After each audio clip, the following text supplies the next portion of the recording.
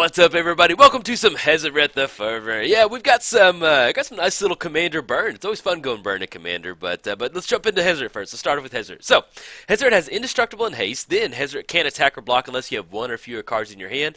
Then for 3 mana, discard a card. Hazoret deals 2 damage to each opponent. So, what are we trying to do with this deck? We're looking to get Hazoret down, and hopefully by the time we get it down on turn 4, we have one or fewer cards in our hand. That's a little counterproductive to what you're normally doing in Commander, but it's pretty fun. You kind of have to change your mindset when you're playing Hazoret or some of the Amonkhet gods, because you're trying to work towards a certain constraint on yourself. But once you have it active and you get Hazoret kind of swinging in, it's a lot of fun. So.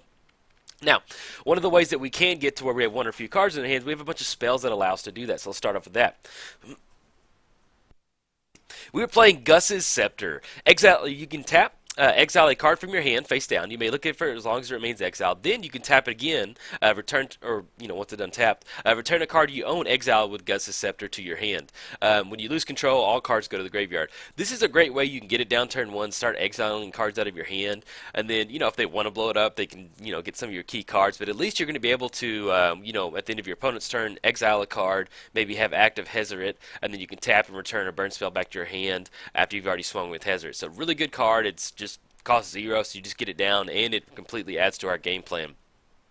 We're also running stuff like Firestorm, so it's an additional cost to cast Firestorm, discard X cards.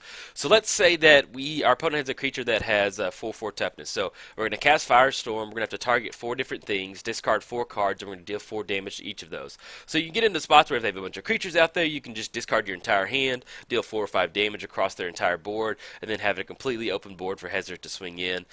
Really good card, and then there's just sometimes where you get into spots where you can just dump your entire hand with Firestorm and just kind of rally from there. So really good card for the deck, and plus, man, whatever that there's a little cheat or something, I don't know, it looks pretty cool. Little cat dude on there.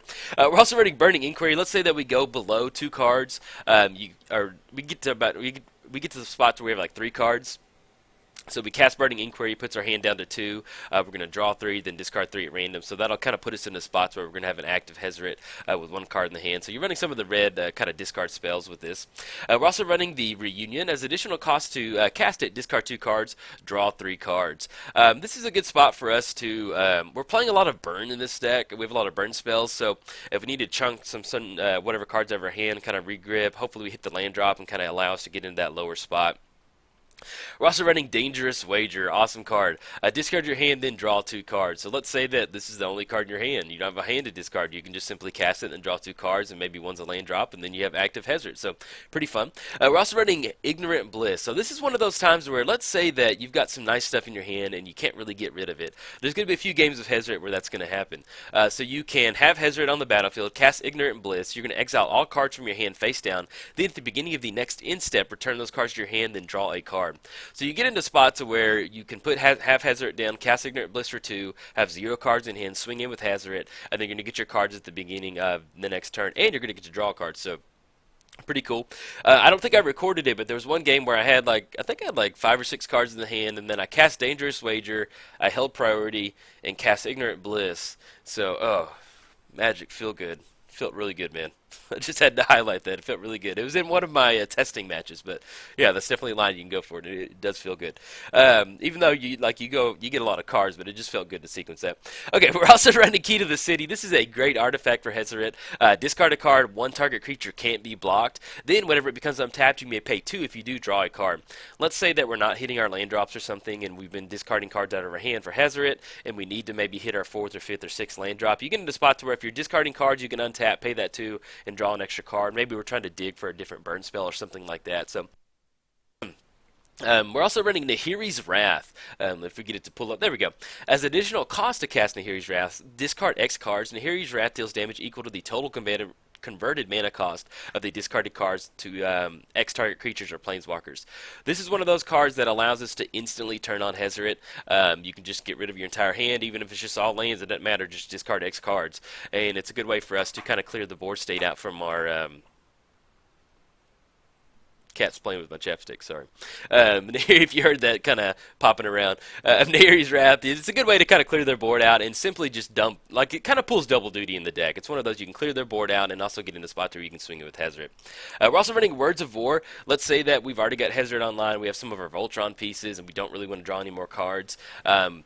This is basically a cheaper Hazoret activation if you want to break it down that way. So, at the beginning of your upkeep, you can pay 1. The next time you would draw a card this turn, it deals 2 damage to target creature or player instead. So, instead of drawing for the turn, you have this replacement effect of paying 1 colorless. It's going to deal 2 damage to our opponent instead of having to pay 3 and discard the card. You know, that cuts out of some Madness style effects, but we don't have a ton of Madness cards in here. So, Words of War is basically just a cheaper Hazoret activation. And then especially you can kind of chain it together with, if you have a lot of mana and you get something like the Reunion, you can get into spots where you pay that replacement effect 3 times and then draw 3 cards. That's going to be 6 damage. So basically it's just 1 colorless mana. You can turn all of your card draws into 2 damage burn spells, which is pretty nice. We're also running Kindle the Carnage. Discard a card at random. If you do, it deals damage equal to that card's converted mana cost to each creature. You may repeat this process any number of times, and you can do it as many times as you want to. Feels good to do it too. And you've got Hazoret on the battlefield. Hazoret is indestructible, so you can get cast Kindle the Carnage. Let's keep going. And you just keep exiling your hand, and you end up dealing like an absurd amount of damage to all the creatures. But Hazoret has indestructible, so she's going to be able to swing in once you kill all the creatures. So really good way to clear the board and discard your hand and have an active Hazoret to where you can start discarding cards and keep making sure you satisfy the 1 or fewer cards in the hand. We're also running Flame Shot. Just a little burn spell I wanted to highlight. It's nothing too crazy. You may discard a mountain card rather than pay its mana cost. Deal 3 damage as you choose, divided between 1, 2, or 3 creatures. So it's not game changing, but it allows us to kind of basically go down a card in our hand, and then we can cast it for free on certain spells. Or let's say our opponent got some, let's say our opponent got some utility creatures out there, and we just kind of want to blast them. So it's really good for that. We're also running Grafted Skull Cap. At the beginning of your draw step, draw an additional card. Then at the beginning of your end step, discard your hand. So this is one of those things that you're going to get it down, and you're going to love it because you're going to have an active Hazoret. You don't have to worry about what you're going to draw, if you're going to hold on to stuff, how you're going to sequence things. It's just basically just draw 2 cards, hope one of them's a land drop. If not, discard it to Hazoret, and then swing in because you're going to be discarding your hand. So pretty good. It's always fun to kind of just get in this weird Helmet style part of the game. I don't know, I love it. We're also running Null Brooch. So 2 mana, tap, discard your hand, counter target non-creature spell. And you can target your own spells with that, or target your opponent's spells. Really good way for kind of randomly counter some stuff. Like I run the black counter in some of my black commander decks. I can't remember what it's called, but it's like yeah, I have to get my Yahini deck, but it's always fun running just random counters in non-blue decks, so you can definitely catch some people off guard with this Null Brooch, and it allows you to kind of get into an active Hazoret once again. We're also running Cave In. You may keeping on theme with the other burn spell. You may exile a red card from your hand rather than pay its mana cost. Deals 2 damage to each creature and each player, which is really important because it's a nice little pyroclasm. We can exile a red card from our hand for free, which is going to allow us to go down in hand size, hopefully getting to an active Hazoret. And then that 2 damage to each creature and each player will matter towards the end of the game, especially when you're swinging in with the 5/4 beat stick. We've got the Dragon flying at the beginning of your draw step, draw an additional. It's just like basically just like the skull clap at the beginning of your end step, discard your hand. So it's just a 4/4 flying body, same thing as the skull cap, and then Hazoret. So that was the discard elements that allows us to get into an active Hazoret. Let's kind of cover the Voltron style stuff. Running Madcap skills, enchant creature gets +3 and has menace. So we're looking to get into spots where it's going to have a night. You're looking at it like a 5/4. Let's double check. Yeah, 5/4, 8/4. 8/4 coming across with Menace, Indestructible, and Haste. That's 3 swings, and that's commander damage right there, so pretty good. We're also running Bestial Fury. Oh, awesome card. Definitely top deck this one game to win, and it felt so good. Yeah, check it out. Enchant creature, whenever it enters the battlefield, draw a card at the beginning of the next turn's upkeep, which is not too bad. And then whenever enchanted creature becomes blocked, it gets +4 and gains trample until end of turn. Now, that's really important. So we have a 5/4 Indestructible. If any creature decides to block it, all of a sudden we get a +4 bonus, and we're getting trample damage rolling through all that. And then it doesn't really matter what our opponent blocks with because we're going to have that Indestructible, so it doesn't really matter. We're also running Inquisitor's Flail. If an equipped creature would deal combat damage, it deals double instead. And then if another creature would deal combat damage to the equipped creature, it deals double that damage to that creature instead. So Hazoret's indestructible. Doesn't really matter about the second clause. We're mainly concerned with the first clause where hopefully we can get it down early, kind of cheaply get it on Hazoret and start swinging in. We're also running Godo's Maul. Equipped creature gets +1/+1 as long as it's legendary. Then it gets an additional +2/+2 as long as it's red and has trample. like it was made for Hazoret. You stick it on Hazoret for 1 mana, and then you get into spots where you're just coming in hot, swinging that maul around, man. I just love imagining Hazoret swinging it with their other hand and having that little staff thing in her other hand. Okay, we're also running Blood Mist at the beginning of combat on your turn. Target creature gains double strike until end of turn. This is just a value spell. Most of the time, we're just swinging in with Hazoret, and you get down Blood Mist, and kind of forces them to have some sort of answer for an enchantment, which red decks don't really have a lot for. But you can get the Blood Mist down, and then get into spots where you can kind of rally from there. Pretty good. We're also running Seize the Day. It's a great card. We can discard it, and then it's cheaper for 3 mana. We can untap target creature after this main phase. There's an additional combat phase followed by an additional main phase. So it's a good way for us to, let's say we have the Volt, because that's when you're playing Hazoret, you're kind of going to go Voltron some games, you're going to go burn some games, and you're kind of going to go value creature some games. So that's what kind of makes the deck fun. So if you happen to draw into Seize the Day and you discard it to Hazoret's ability, you can get into spots where you can kind of get in, maybe push through that final commander damage. Okay, that's the Voltron stuff. Let's start with the, let's move on to the painful stuff that we're running. We have a little bit of a pain element in here. We're running Ankh of Mishra. So whenever a land enters the battlefield, deals 2 damage to that land's controller. That's going to count for us, it's going to count for our opponent. But mainly we're looking to get this down to get into some cheap burns to the face to our opponent. And then kind of cash in on, if you're running a fetch land, the next thing you know, that's 4 damage. It's not like them shock eating it in. As soon as a land hits the battlefield for anybody, it's 2 damage. So it's a good way to kind of really accelerate the clock. We're also running Zozu the Punisher. Same thing, whenever land enters the battlefield, deals 2 damage to that land's controller. And once again, we're just looking to get into spots where we can just slowly nickel and dime them for everything that they're doing, and then we can swing with Hazoret and maybe do a little bit of cleanup with a burn spell. We're also running Spell Shock. Whenever a player casts a spell, deals 2 damage to that player.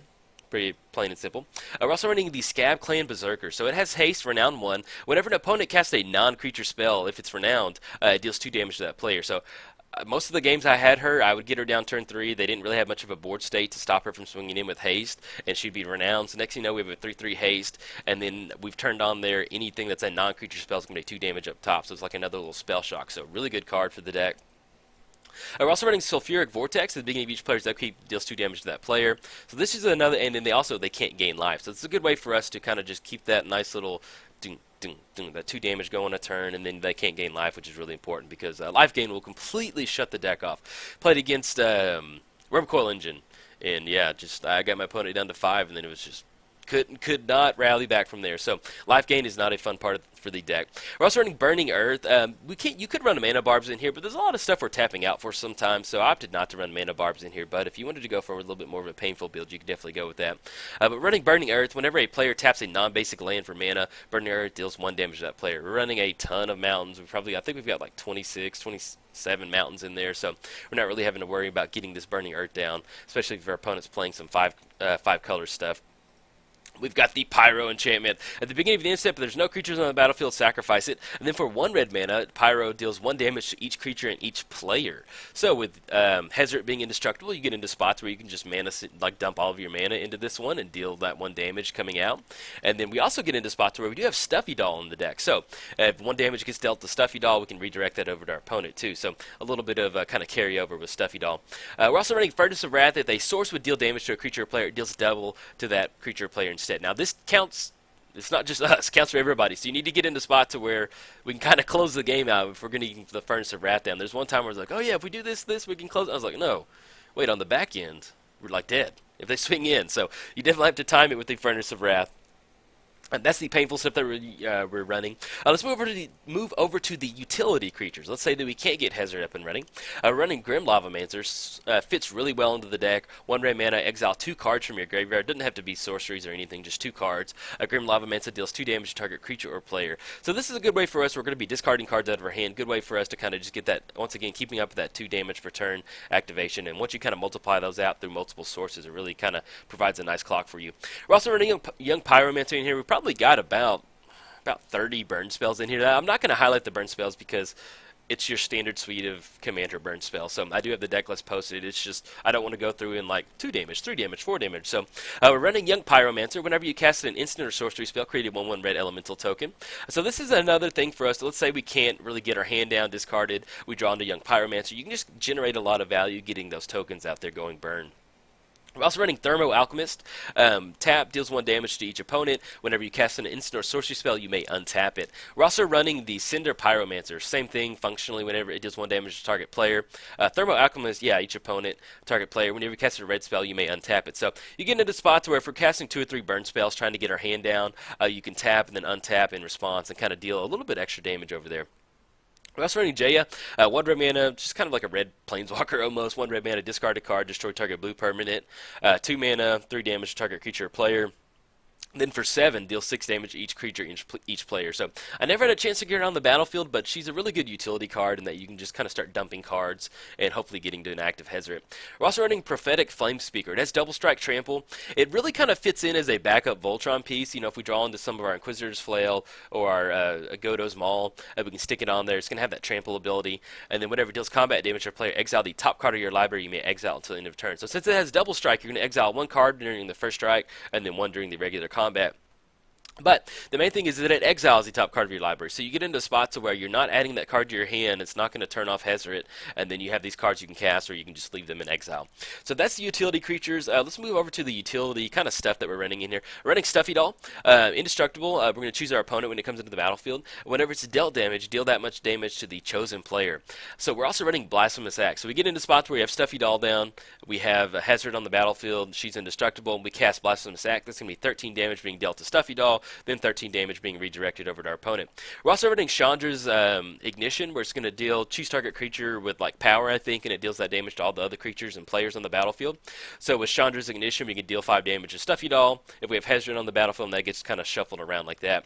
We're also running the Pyromancer's Goggles. It's a great way for us to, it's a 5 mana artifact ramp for 1, but add red mana to your mana pool. Whenever this mana is spent to cast an instant or sorcery, red instant or sorcery, you may copy new targets for the spell. So let's say, once again, we're going for that Pyromancer's Goggles, or we're going for a Blasphemous Act using Pyromancer's Goggles. Yeah, let's say we're going for Blasphemous Act and we cast it using the red mana from Pyromancer's Goggles. That's going to be 26 damage being dealt to Stuffy Doll, which we're going to redirect over to our opponent. So Pyromancers is a very good card for a mono red deck. And we're also running Communion with Lava. I just wanted to highlight it because it's another way for us to get a little bit of card advantage without actually putting it into our hands. So I think that's the deck. We covered the discard element, the Voltron, the painful stuff that we're putting our opponent through, utility creatures and utility spells. That is it. That is Hazoret. So I have some nice gameplay videos for you getting posted up throughout the week. So, yeah, have fun watching them. And if you enjoyed the video, like and subscribe. Thanks.